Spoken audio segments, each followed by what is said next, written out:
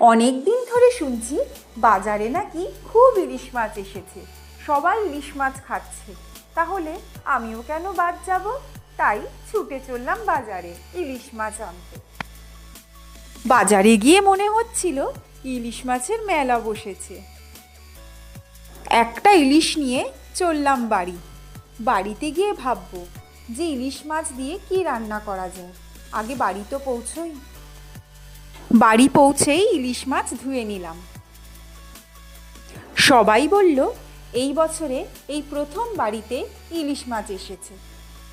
গরম গরম ভাতের সাথে যদি ইলিশ মাছ ভাপা হয় তাহলে দুপুরের খাবার জমে যাবে। ইলিশ মাছ ধোয়া হয়ে গেছে। ইলিশ মাছের ডিমগুলো আলাদা করে নেব। ইলিশ মাছের ডিমগুলো আলাদা করে ভাজা হবে। এখন চললাম মশলা বাটতে। বেটে নেব সর্ষে, পোস্ত, কাঁচা লঙ্কা আর কাশ্মীরি লঙ্কা। বাটা হয়ে গেছে। এর মধ্যে দিয়ে দেব কাঁচা সর্ষের তেল। তারপর ভালো করে মাখিয়ে নিতে হবে। আমার শাশুড়ি মা ভালো করে মশলা মাখিয়ে নিচ্ছে। ভালো করে মশলা মাখিয়ে নেওয়ার পর ইলিশ মাছেও ভালো করে মশলা মাখিয়ে নিতে হবে।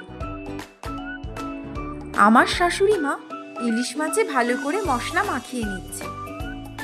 মশলার মধ্যে নুন হলুদও দিয়ে দিয়েছি।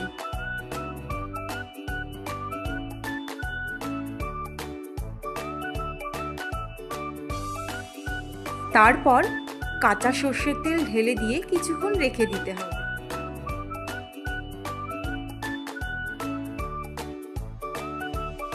কিছুক্ষণ পর স্টিলের টিফিন বক্সে মাছগুলো সাজিয়ে নেওয়া হচ্ছে।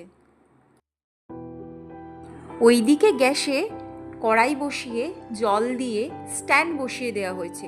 ওই স্ট্যান্ডের ওপরই আমি রাখবো এই টিফিন বক্স। সবার শেষে আমি কাঁচা লঙ্কা দিয়ে দেব। কড়াইতে রাখা স্ট্যান্ডের ওপর আমি এই স্টিলের টিফিন বক্স বসিয়ে দেব। তারপর আরো দুটো লঙ্কা দিয়ে দেব। এখন আমি টিফিন বক্সের মুখ লক করে দেব। কড়াইয়ের মধ্যে আরো কিছুটা জল দিয়ে দেব। আমি আগেই বলেছিলাম ইলিশ মাছের ডিম আমি আলাদা করে রেখে দিয়েছি। ফাইনালি একদম বসিয়ে দেওয়া হয়েছে। এবার সময়ের অপেক্ষা। ইলিশ মাছের ডিম ভাজা হচ্ছে। গরম ভাতে ভালোই লাগবে। ইলিশ ভাপা হয়ে গেছে। ইলিশ মাছ ভাপা হয়ে গেছে। আমার ভিডিও যদি তোমাদের ভালো লেগে থাকে প্লিজ লাইক অ্যান্ড সাবস্ক্রাইব করে দিও। সবাই ভালো থেকো।